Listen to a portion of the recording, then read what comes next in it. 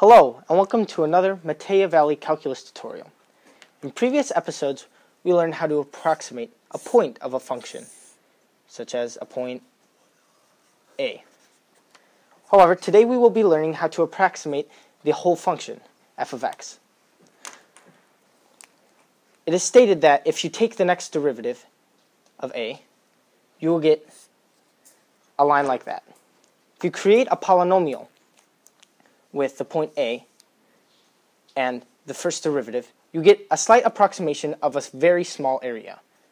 However, as you continue to take derivatives and add them to the polynomial, you will get quadratic and then more precise approximations.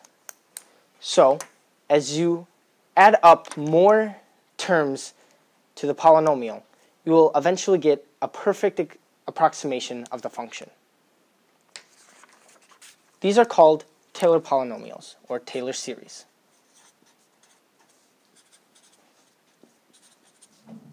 The mathematician Brooke Taylor found a general formula to create these polynomials.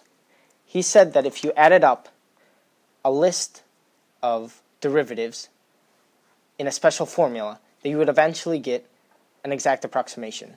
This special formula is f to the nth derivative at the point that you are centering it on, point A, in the previous problem, all over n factorial times x minus a to the n. So let us apply this to an actual function. Let us take e to the x. So let us find the first term.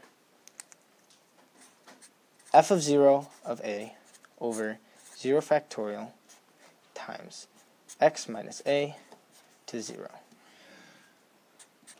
F0 is the original function, e to the x. So, if we have our point A be 1, then you find e to the 1 over 0 factorial times x minus a to 0. E to the 1 is simply e over 0 factorial, which is actually 1. X minus a to the 0 is still 1. So you get e to be the first term.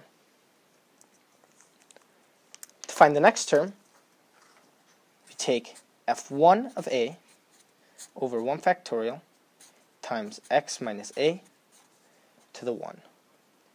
The next derivative of e to the x is simply e to the x. So you get, once again, e to the 1, this time over 1 factorial, times x minus 1 to the 1. And this equals e over 1 is simply e times x minus 1. This is the next term of the polynomial.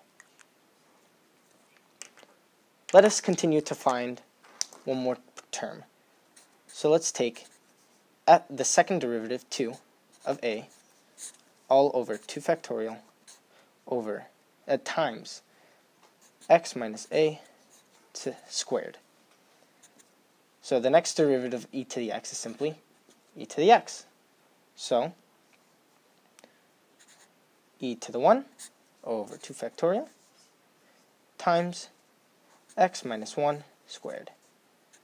So the next term would be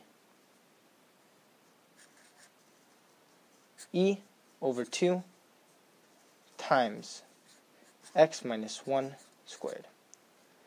Now, the final step to creating this Taylor polynomial is simply to add up all of the terms. So e times x minus 1. Oh, sorry, addition. Plus e over 2 x minus 1 squared. Of course, you can continue to find terms in this polynomial by simply finding more derivatives and plugging it into this function right here.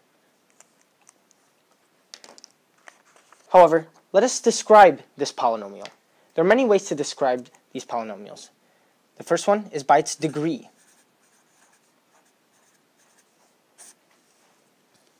This describes the degree to which x is raised in its last term. So, in our last term in the previous function was e over 2 times x minus 1 squared. Here, x is raised to the second. So, the degree of this is 2. If it had been the previous term as our last term, our previous term being e times x minus 1, e is simply raised to the first, so that would be a degree 1 polynomial. Another way to describe these polynomials is by their derivative. Very simply, this is the number derivative that you took to find the last term. So, in the first case, our last term was e over 2 times x minus 1 squared. And we used the second derivative of e to the x to find this. So, this would be a derivative 2 polynomial. If we had used the term before it, it would have been e times x minus 1, where we took the first derivative, so this would be a derivative 1 polynomial. Remember that these are the last terms in the Taylor polynomial. The last way to define a Taylor polynomial is by its order, where order is where order is the number of terms in the polynomial.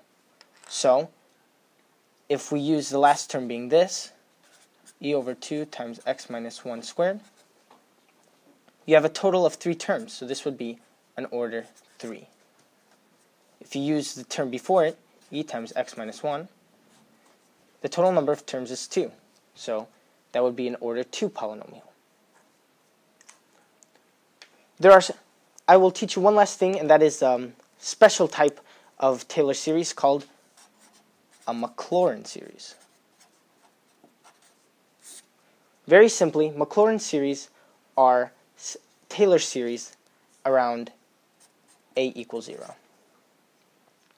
Just generally, the Maclaurin series of e to the x is simply 1 plus x over 1 plus x squared over 2 plus x cubed over 3 factorial. If you are to compare it to the one that we created, where it was centered around a equals 1, you can see that they are very similar. Simply that there's always an e preceding it, and it is x minus 1 instead of x. So, thank you for watching and learning about Taylor polynomials.